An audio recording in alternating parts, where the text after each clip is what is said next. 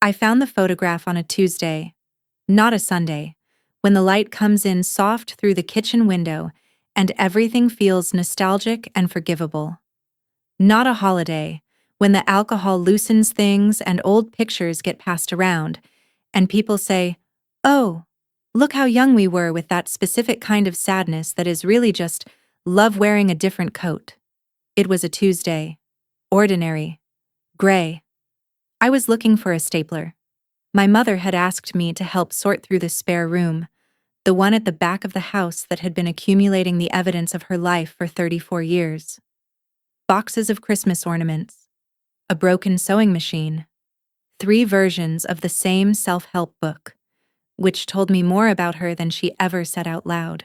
And I was home for the week because she had had a minor procedure on her knee and could not manage the stairs well, and because I am, or I was, the kind of daughter who shows up. The kind who cancels her own plans without being asked. The kind who says, of course, "Mum, I will be there," with a smile that she has practiced until it looks real.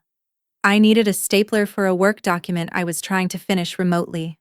I was on my knees, opening a cardboard box that had been taped shut with the kind of industrial tape that means "do not open," when I found it. It was not hidden. That is what got me. It was just sitting there inside a shoebox alongside some old letters and a broken watch, and a child's drawing of a house with 4 windows and a lopsided sun. The kind of casual concealment that is not really concealment at all, just a thing someone put somewhere and then forgot to keep hiding. The photograph was of a woman. She looked like me, not in the vague way that strangers sometimes resemble each other, where you tilt your head and squint, and maybe see something in the jaw or the hairline. She looked like me in the specific, undeniable way that only happens when you share blood. Same wide-set eyes, same slight asymmetry in the brow, the left one a little higher than the right, the thing I had hated in school photographs my whole life. Same dark hair, though hers fell past her shoulders in a way mine never did, because I had kept mine short since university. Same hands, I thought. And then I stopped myself because you cannot really tell hands from a photograph. I was projecting. I was reaching. But I was not reaching. The woman in the photograph was standing outside what looked like a hospital.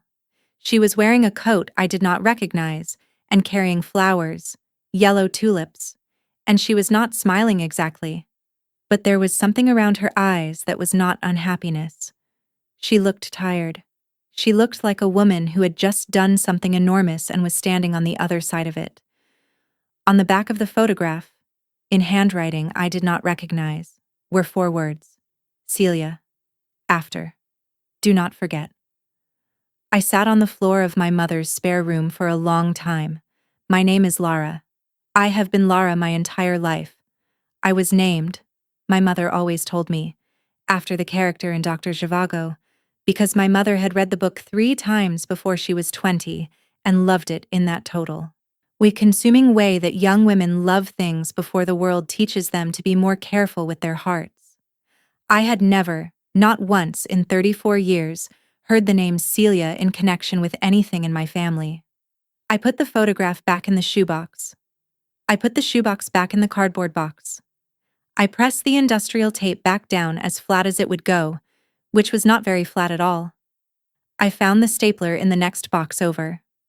I went back to the kitchen table, stapled my document, and sent it to my manager with a note that said, "Sorry for the delay, sorting some things out here." Then I made a cup of tea and stood at the sink and looked at the garden my mother could no longer manage and thought, that woman looked exactly like me. I did not say anything to my mother. And I want you to understand something about my mother before I go any further, because she is not a villain in the way that the word villain usually means. She is not cruel. She has never been cruel. Not deliberately, not in the way that leaves marks you can point to and say, "There, that one. That is where she got me." She is a woman who loves in the way that some people hoard, desperately, possessively, with a kind of terrified grip that pretends to be warmth. Her name is Patricia, but everyone calls her Pat. She is 61 years old and has lived in the same house, in the same suburb of the same medium-sized English city her entire adult life. She is the kind of woman who knows everyone at the garden center by name. She volunteers at a charity shop on Wednesdays and always brings biscuits. She sends birthday cards. She remembers the names of people's dogs. She also has a very specific talent, which I did not identify as a talent until I was in my late 20s, and which I now understand was the central architecture of my entire childhood. She has a talent for making you feel that questions are a kind of unkindness, that asking for more information is a form of ingratitude, that the correct response to anything she has given you, including the story of your own life, is to receive it quietly and not pick at the edges. I had spent 34 years not picking at the edges. The photograph changed that. I am going to tell you this story in the order I lived it, not the order that would make it most dramatic or most satisfying, because I think the truth of what happened to me, to us, to all of us tangled up in this, requires the specific texture of not knowing. The particular quality of a Tuesday when you are looking for a stapler and find instead the first thread of the thing that will unravel everything. My name is Lara. I am 34 years old. I am a content strategist for a mid-sized marketing agency, which means I spend my days thinking about how other people tell their stories while, it turns out, knowing almost nothing about my own. I have a flat in London. I have a best friend named Dominique, who I have known since we were 11 and who will appear later in this story in the way that best friends always do in these kinds of stories, as the person who says the true thing out loud when you cannot bring yourself to say it. I have a therapist named Jillian, whom I see every other Thursday, and who I had, up until that Tuesday, considered largely unnecessary, the kind of maintenance activity you do because you are a functioning adult who values self-awareness, not because anything was actually wrong. I have a stepfather named Roger. Roger has been in my life since I was 7 years old. He married my mother when I was 9. He is a quiet man, measured, the kind of man who fills a room not with presence, but with a particular quality of stillness. He worked in insurance for his entire career and retired 2 years ago with a ceremony that my mother photographed extensively and which I attended with genuine, uncomplicated fondness. He is not my father. My father, my biological father, my mother always said, left when I was a baby, too young for me to have any memory of him, too thoroughly gone for any trace of him to remain in our house. No photographs, no mentions. A man who existed only as an absence and a shrug. He was not ready, my mother used to say, if I asked, which I learned early not to do. I accepted that. Children accept what they are given. They do not know there is anything else on the menu. Roger was a decent stepfather, present, reliable. He came to school plays and parents' evenings and never missed a birthday. He did not try to replace my father. How could he replace something that was not there? But he filled in some of the outlines of what a father-shaped person does. He taught me to drive. He read my university essays and gave careful, specific feedback. When I cried about a boy in my first year of university, he made tea and sat at the kitchen table and said, very quietly, "You deserve better than that, Lara." And I believed him because he was the kind of man you believed. I loved Roger in the way that you love someone who has never been anything other than steady. Not passionately, not with the complicated heat of a blood relationship, but genuinely, restfully. Roger was also, and I did not think about this until the photograph, the one who always, very gently, redirected me when I asked about my father. Not discouraged, redirected, slightly changed the subject, said something kind and vague and moved us on to safer ground. I had always assumed this was tact, sensitivity, not wanting to bring up painful things. Now, thinking about it in the kitchen with the tea going cold in my hands, I wondered if it was something else entirely. I went back to London at the end of the week. My mother's knee was improving, and she was mobile enough to manage the stairs carefully, and her neighbor Margaret had agreed to come over twice a day to check on her. I kissed my mother on the cheek and told her I would call when I got home, and she held my hand for a moment the way she sometimes did, that desperate, grateful grip, and said, "You are a good girl, Lara. You have always been a good girl." On the train, I looked at the photo I had taken. Because, of course, I had taken a photo. I am not stupid. I am not the kind of person who finds something like that and just walks away.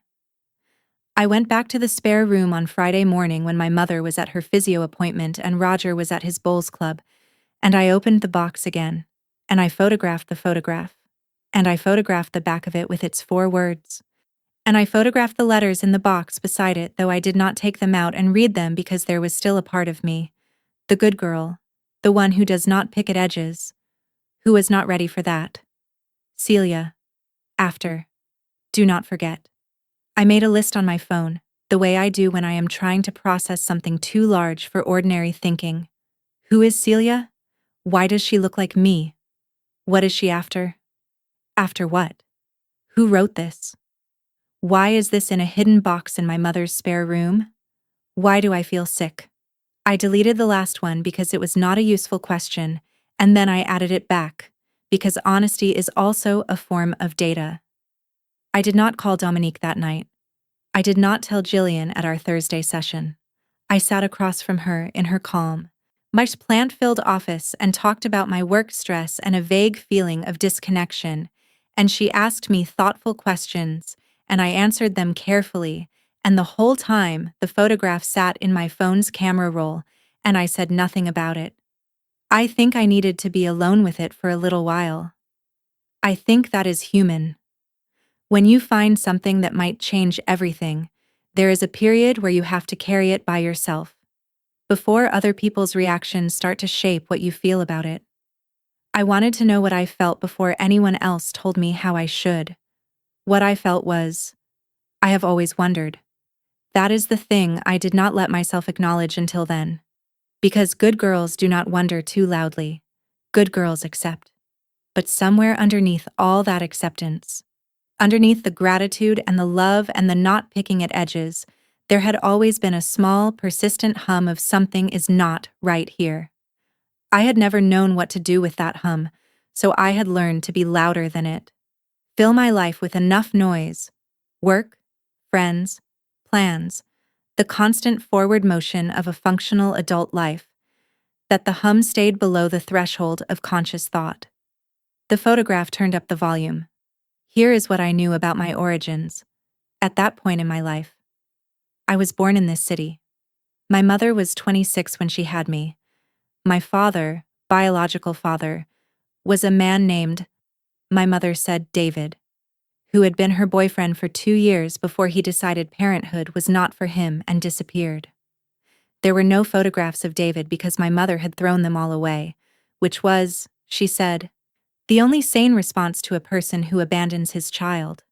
My birth certificate listed my father as not present at registration, which my mother said was because David had already left by the time I was born. I was named Lara Patricia after my mother's favorite book character and my mother's own name. I had no siblings. I had no cousins on my mother's side. She was an only child. Both of her parents were dead. My grandmother had died before I was born. My grandfather when I was 3. There were no aunts, no uncles, no extended family on the side that was supposedly mine. My mother's family had been, by her account, a small and self-contained unit. Just her parents and her, and then just her, and then her and me. I had accepted this as the kind of quiet, slightly sad family story that lots of people have. Some families are just small.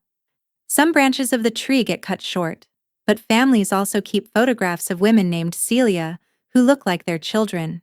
And write, do not forget on the back. Dominique came over on Saturday. She brought wine and a curry from the good place around the corner, and she took one look at me and said, "What happened?" Dominique has known me for 23 years. She knows the difference between my regular face and my something happened face. She sat on my sofa and listened while I told her about the photograph, and she did not interrupt, which is one of her greatest skills. She just listened, and when I finished, she was quiet for a moment, and then she said, "Okay, what do you want to do?" Not, "Oh my God." Not, "What does it mean?" Not, "Maybe it is nothing." Just, "What do you want to do?" This is why Dominique has been my best friend for 23 years. "I do not know," I said. "Yes, you do," she said. She was right. I did know. I wanted to find out who Celia was. I wanted to understand why a woman who looked like me was in a box in my mother's spare room, with "Do not forget" written on her photograph. I wanted to know what I was missing about my own life. What I did not know was how. "You could just ask her," Dominique said. "If I ask her, she will do the thing I said." Dominique nodded. She knows the thing. She has watched my mother do the thing many times over 23 years. The vague confusion, the gentle reframing, the slight warmth draining from the room as my mother makes it clear, without ever actually saying so, that a question like that is a form of ingratitude. A picking at the edges. A refusal to be the good girl. "You could do some research first," Dominique said. "Then you would have something concrete. Something she could not just vague away." "I would not know where to start," I said. "Start with what you have," she said. "Start with Celia." I want to be honest about how this phase of the investigation felt, because I have seen enough of these kinds of stories, Reddit threads, YouTube videos, the slow drip revelations of people who discover their families are not what they seemed. To know that there is a way of telling them that makes the narrator sound calm and methodical and detective-like. Like they moved through it cleanly, one step at a time, following the evidence with a kind of grim competence. That is not what it felt like. What it felt like was sitting at my laptop at 2 a.m, eating cereal I did not want, searching a name I had never heard 3 weeks ago through ancestry sites, social media, and Google image search, feeling both ridiculous and terrified in equal measure.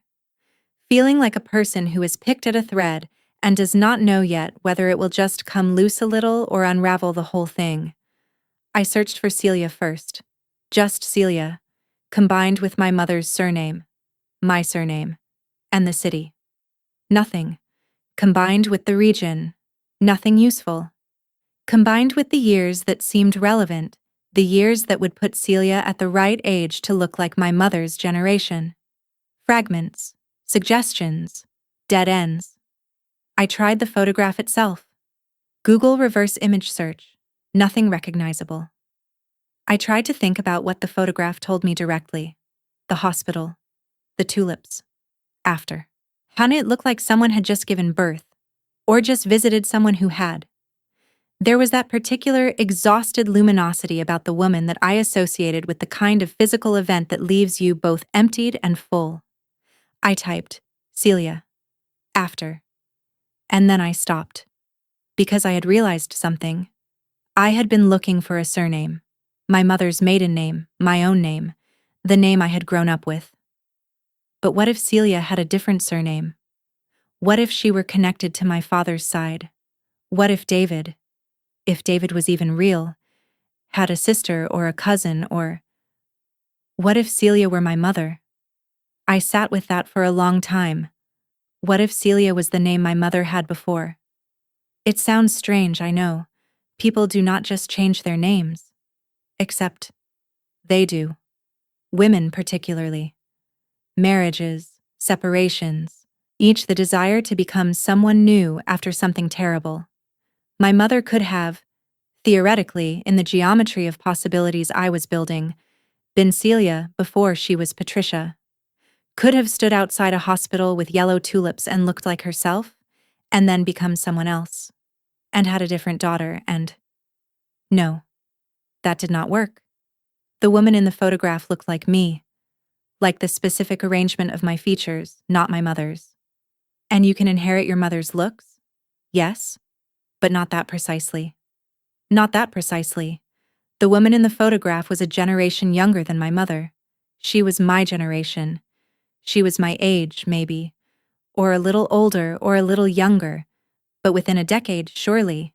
She was holding yellow tulips and looking like a woman who had just come through something enormous. After. After what? After having a baby? Oh. Oh. I drove back to my mother's house the following Friday. I told her I wanted to check in on her knee, which was true. I also told her I had left a charger there, which was not true, but was the kind of small, practical lie that justifies a second visit without raising the temperature of anything. My mother was delighted to see me. She made lunch. She showed me her physio exercises. She talked about the garden, Margaret, and a program she had been watching. Roger was there for lunch, and he was as he always was, steady, kind, passing the salad and asking about my work with genuine interest. I watched him differently now. Not with suspicion, exactly, but with attention. It's the kind of attention you give a room after you have been told there might be a hidden door somewhere. Suddenly, every wall is worth pressing. After lunch, Roger went to his study to deal with some insurance paperwork he still occasionally took on as a consultant, and my mother dozed in her chair in the sitting room, and I went to the spare room. I was not trying to be furtive. That is what I told myself as I opened the door quietly and crossed to the specific stack of boxes in the back right corner.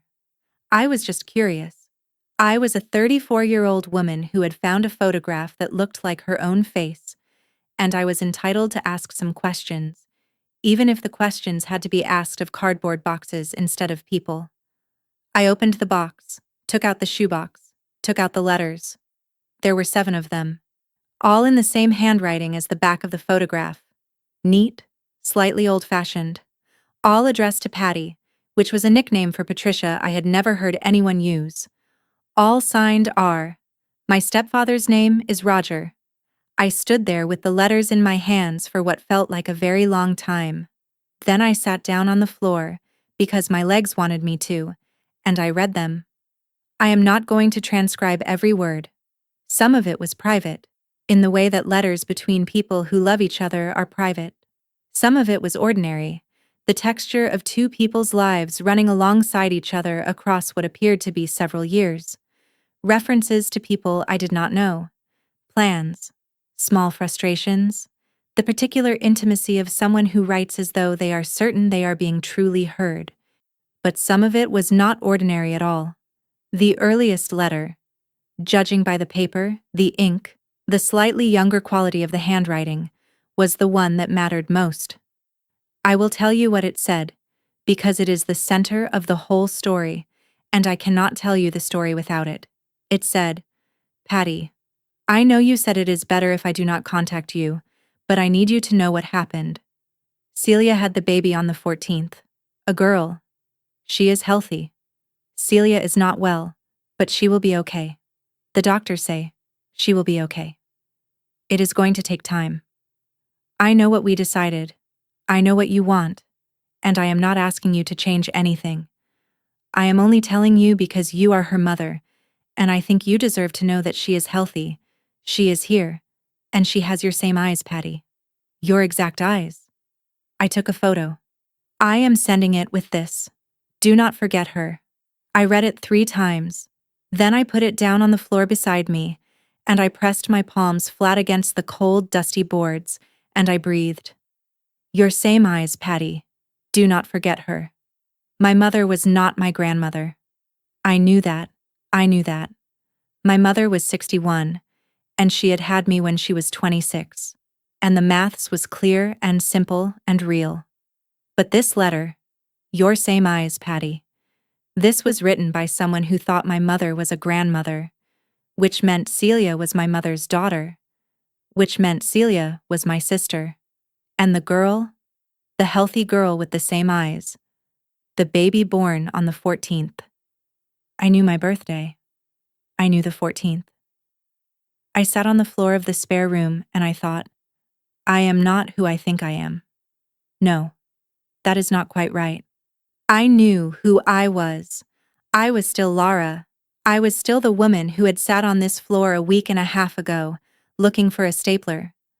I was still the person who lived in London and worked in marketing, and had a best friend named Dominique and a therapist I saw on alternate Thursdays. What I did not know was where I came from. I took photographs of all 7 letters. I took photographs of the envelopes. I memorized the return address on the earliest one before I put them back. I put everything back exactly as I had found it. Better than I had found it. Maybe. I smoothed the tape down carefully and repositioned the box and made sure the stack looked undisturbed.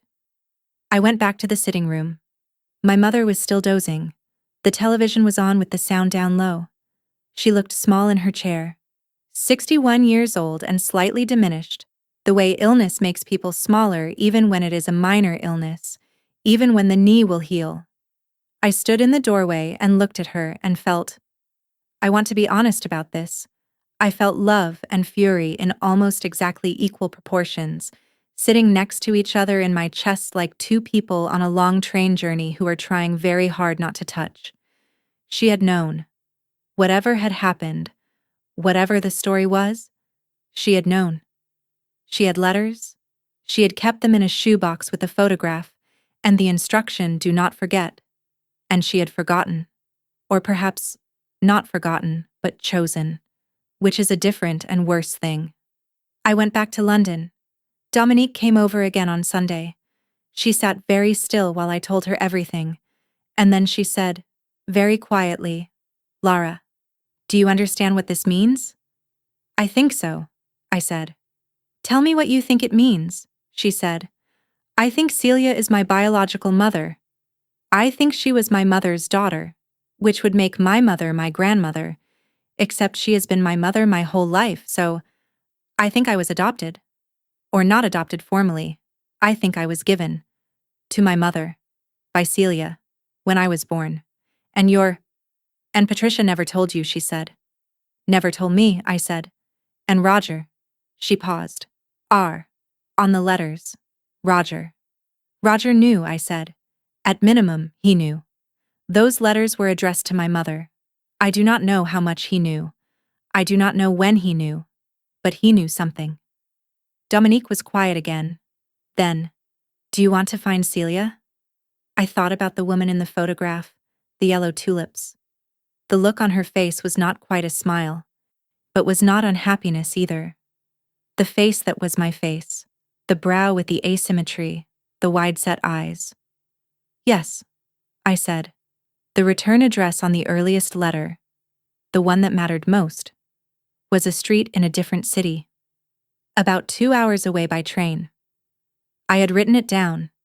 I had looked it up on Google Maps and looked at the street view, which showed a row of terraced houses with small front gardens, ordinary and residential, and impossible to read anything from. I had also, in a moment I was not proud of but did not regret, searched the electoral roll. There was no Celia listed at that address anymore. That made sense. The letters were old. But the name on the earliest envelope was not just Celia. It was Celia with a surname. And when I searched that name, first name, surname, approximate age range, I found something. A woman. A profile on a professional networking site. A photograph that made me put my phone down on the kitchen counter and stand at the window for a moment. She was older, obviously. The photograph was current, or at least recent. Her hair was different. The years had done what they do to all of us, but the brow, the slightly asymmetric brow, left higher than right. The thing I had hated in school, photographs my whole life. She was living in Edinburgh. She had a job title that included the word director and a company I recognized. She had been at that company for 11 years. Her profile was relatively sparse, not much personal detail, no family members listed. She was 49 years old. She had been 15 when I was born. 15. I sat down on the kitchen floor. Because apparently that is what I do now when I receive information that is too large to process standing up. My mother, my grandmother, my Patricia, had taken a baby from her 15-year-old daughter and never told anyone. I want to be careful here. I want to be honest about the fact that I did not know, at this point, the full story. I did not know whether Celia had wanted to give me up. I did not know whether the arrangement had been Celia's idea or coerced, or something more complicated and less morally legible than either of those options. I did not know what the circumstances had been. I did not know who my biological father was. I did not know what the relationship between Celia and Patricia was now. I did not know if there had been formal adoption proceedings or whether it had all happened in some informal, extra-legal way that would explain why I had spent 34 years believing a story about a man named David who was never ready. I did not know any of those things. What I knew was, I had a face that matched a woman in Edinburgh, and that woman had been 15 years old when I was born, and my mother had called her own daughter by her first name and put her photograph in a shoebox and covered it with industrial tape. I had a right to the full story. I had been walking around for 34 years with a gap in my understanding of myself, and whatever had happened, whatever the complexity and the pain of it, I had a right to know. I messaged Dominique.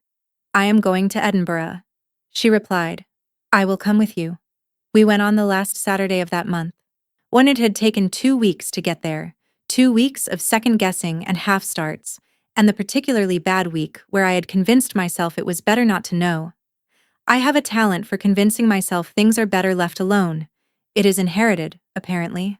Edinburgh, in the grey of late autumn, is a city that seems designed for revelation.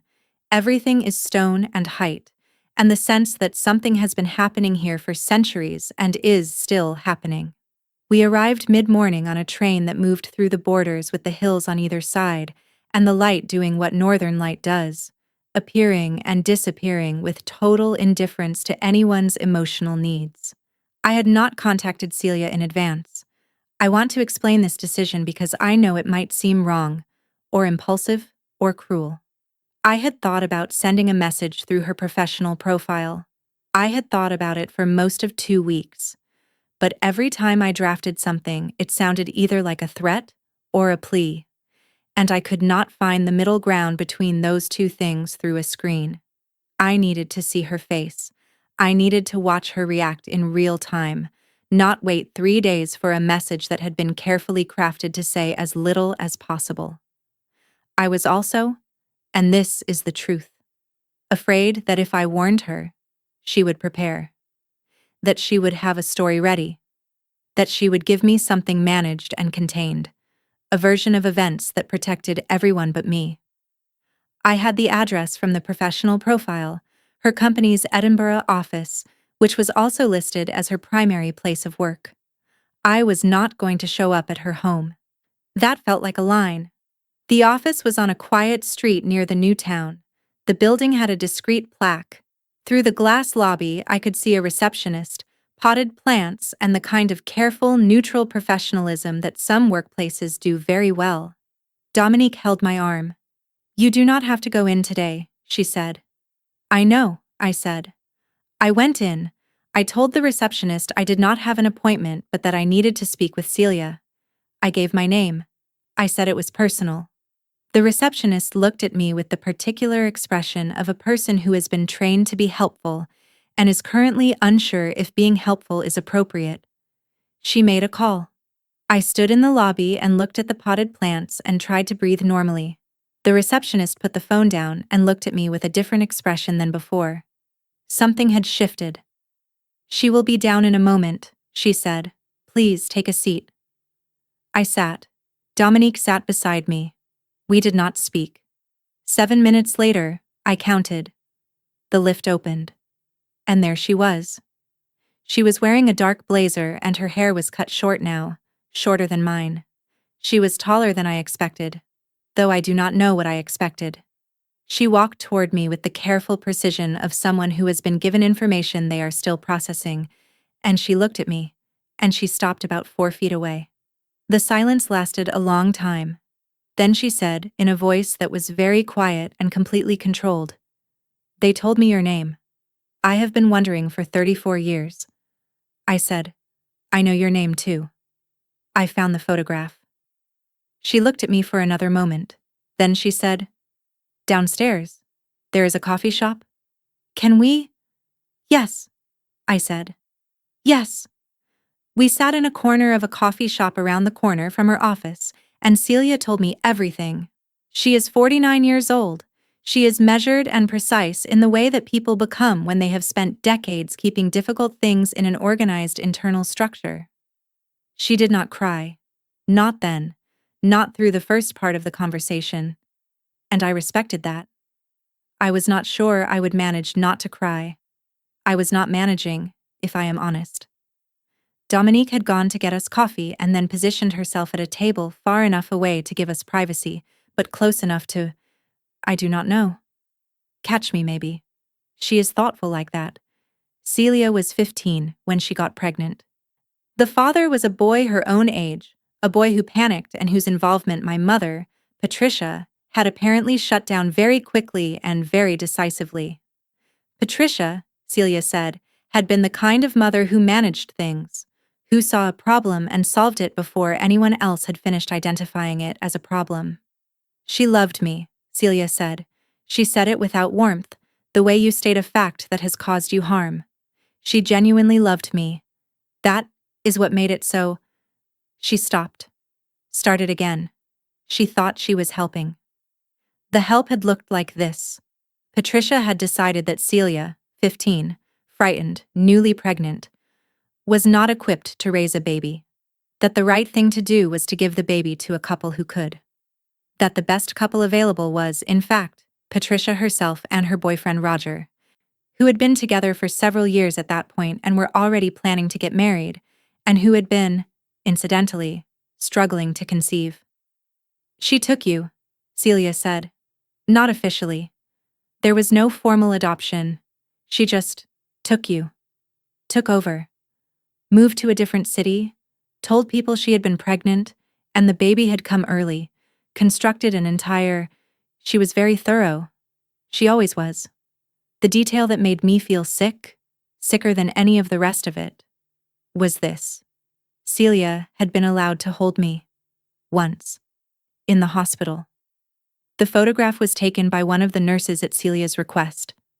And then Patricia had taken me away, and had told Celia that this was the right thing, that Celia could still have a good life, that Celia could go to university and travel and do all the things she had planned, and that knowing where I was would only make things harder. She was my mother, Celia said. I was 15. I was not in a position to... She stopped, pressed her lips together. I wrote letters. For years. Roger was the one who kept in contact with me in the beginning. He felt guilty, I think. He was the one who sent me updates. Just occasional. Just, she is healthy. She is doing well. She started school. And then that stopped too. Eventually. Did you try to find me? I said. Yes, she said. When I was older. When I felt. Yes. I tried several times. Patricia had made it very difficult. No paper trail. And she looked at me steadily. I was afraid. I was afraid that you had been told something that made you not want to be found. That you were happy. That coming back into your life would only be disruptive. I was told my father left before I was born, I said. I was told his name was David. Something crossed her face. David, she said. Yes. That is the boy's name. She used that. She took the real name of the real person and used it to build a fake story.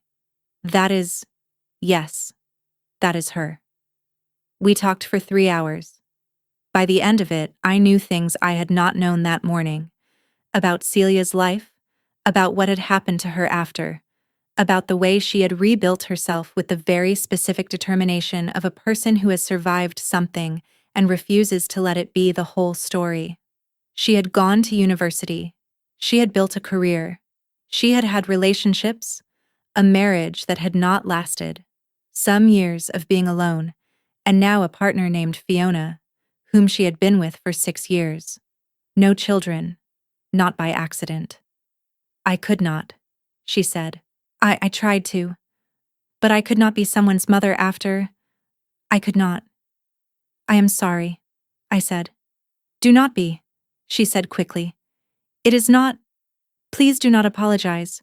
It is not your fault. When I left, when we left, Dominique and I, walking back to the station in the Edinburgh dusk with our breath visible in the cold air, I felt something I did not have an immediate word for. Not happy, not unhappy. Not the clean satisfaction of a mystery solved. Something rawer and more complicated than that. What I felt was, more of me exists than I thought. Part 7. The conversation with my mother. I drove to my mother's house 3 weeks later. 3 weeks of therapy sessions with Jillian that were no longer about work stress. Long phone calls with Celia. Tentative, careful. Both of us feeling our way around each other's edges with the particular tenderness of people who are newly acquainted with an old wound. Conversations with Dominique. A very difficult week of feeling nothing, and then a very difficult week of feeling everything.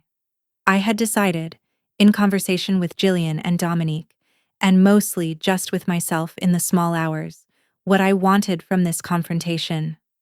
I want to be precise about the word confrontation because it is the right word, even though it sounds hard. I wanted my mother to know that I knew. I wanted to hear, from her own mouth, what had happened. I wanted the truth, told directly to me, without the vague redirection, without the gentle manufacturing of gratitude. And I wanted to do it in a way that kept the door open. Not because I was certain I wanted to walk through it, but because I did not want to make an irreversible decision in anger. Jillian said something in the week before I went that I found very useful. She said, "You can want the truth and still love her. These are not mutually exclusive." I held on to that like a railing on uneven ground. It was a Sunday. Roger opened the door. He looked at my face, and he knew immediately. I could see him register something, some shift in the geography of a conversation he had been anticipating.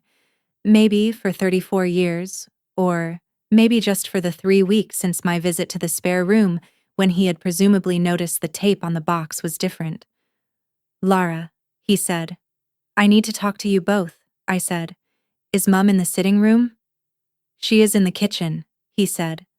And then, very quietly, "I am sorry." 2 words. I had not asked for them yet. He offered them before anything else, which told me something. He had been carrying this, too. My mother was at the kitchen table with a cup of tea and the Sunday newspaper. She looked up and smiled when she saw me. That warm, reflexive smile that I have known my whole life and which I now struggled to receive cleanly. "Lara, I did not know you were coming. I would have made something." "Mum?" I said. I sat down across from her. Roger came in behind me and sat at the end of the table, and my mother looked between us with the expression of a woman who has suddenly understood that this is not a spontaneous Sunday visit. "I found the box," I said. "In the spare room. The shoebox." I found the photograph and the letters. The silence was extraordinary. I have never heard a silence that full. My mother's face did something complicated and private. She put down her cup of tea very carefully, as though she was afraid she might drop it. "The photograph of Celia," I said. "After. Do not forget." "Lara." "I went to Edinburgh," I said. "I found her." "I know, Mum. I know everything." What happened next was that my mother cried. Not the management, not the redirection. She just dissolved. Became, in that kitchen on that Sunday morning, a woman who has been holding something impossible for 34 years and has just been told she can put it down. And Roger sat at the end of the table with his hands flat on the surface, and he said, very quietly, "I told her, years ago. I told her, you would find out. I told her you had a right to know." My mother looked at him and said, "Roger, she has a right," he said. "She has always had a right. I am going to do something here that might disappoint people who came to this story for simple villains. I am going to tell you that my mother's explanation did not make what she did right. Nothing could make it right. But it made it human. Which is maybe the most difficult thing to forgive. She had been 27 years old when Celia got pregnant. A single mother herself, already. Her own marriage. to Celia's father, a man I had never known existed, had ended when Celia was 3. She had raised Celia alone for a decade, had met Roger, had been, she said, crying, so close to the life she had always wanted. And then, Celia was pregnant at 15, by a boy who was 16 and terrified, and Patricia had seen a version of her own life about to happen again, a young woman alone with a baby. And she had done what she always did with problems. She had managed it. "I thought it was better," she said. "I thought you would have a better life with me than with Celia." Celia was 15. She was a child. I was not trying to steal you. I was trying to, I thought, "You thought it was yours to decide?" I said. She looked at me. "Yes," she said. "I did. I thought it was mine to decide." "Did Celia want to give me up?" I asked. The longest pause. "No," my mother said. "She did not."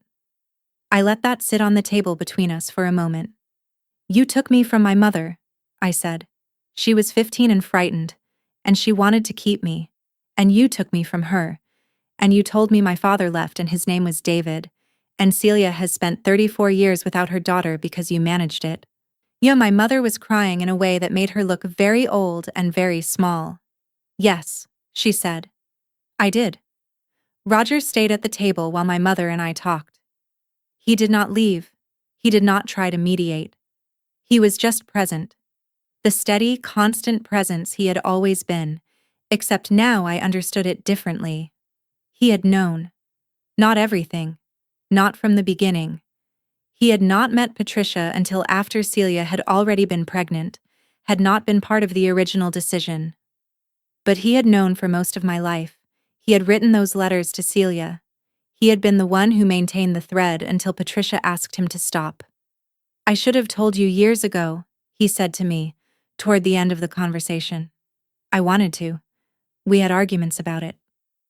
Your mother and I. Real arguments, not just disagreements. And I thought you deserved to know. She thought knowing would hurt you." "Not knowing hurt me too," I said. "I know," he said. "I am sorry, Lara." I believed him. "I want to tell you what happened next, because I think it matters." It was not dramatic. There was no scene. There was no public exposure, no social media revelation, no extended family gathering at which everything imploded. This is partly because our family is, structurally, not large enough for that kind of drama. No aunts, no cousins. Very few people who were in a position to have held opinions about my origins. But the justice, and there was justice, though it looked different from what I had imagined, came from Celia. Celia, it turned out, had been carrying something for 34 years that I had only been carrying for a few months. She had built her entire adult life on a foundation of unaddressed grief, had made choices, not had children, closed certain doors, because she was a woman who had had her daughter taken from her at 15 and had never been permitted to speak about it to anyone who mattered. After I came back from Edinburgh, after the conversation with my mother, I called Celia and told her what had been said. All of it, including the part where my mother admitted she had known Celia wanted to keep me. There was a long silence on the phone. Then Celia said, "I need to speak to her." "I can arrange that," I said. "If you want. I will be there." "I want to speak to her without you," she said. "I love you. I am sorry, that might be too much." "It is not too much," I said. "I love you, and I do not want you in the middle of it. This is between my mother and me. Her mother. Patricia was her mother. Patricia was my grandmother." These were facts I was still organizing, still finding shelf space for in my understanding of my life. "Okay," I said. "I will give her your number." I do not know exactly what was said in that conversation. Celia told me some of it later, not all. My mother told me almost none of it, but she told Roger, and Roger told me the broad outline, because by that point, Roger and I had developed a new kind of honesty between us that felt, oddly, like the relationship we should have had all along. What I know is that Celia said to my mother, I want you to tell the people in your life what you did. Not everyone. Not publicly. But I want you to stop carrying this as a private secret that belongs only to you. Yeah, I want Lara to be able to tell the people she loves who she is without you making it a secret she has to protect. This was not a dramatic demand. It was a profoundly reasonable one. And it was, for my mother, harder than it sounds, because the structure of the secret, the management of it, had been the foundation of her adult identity.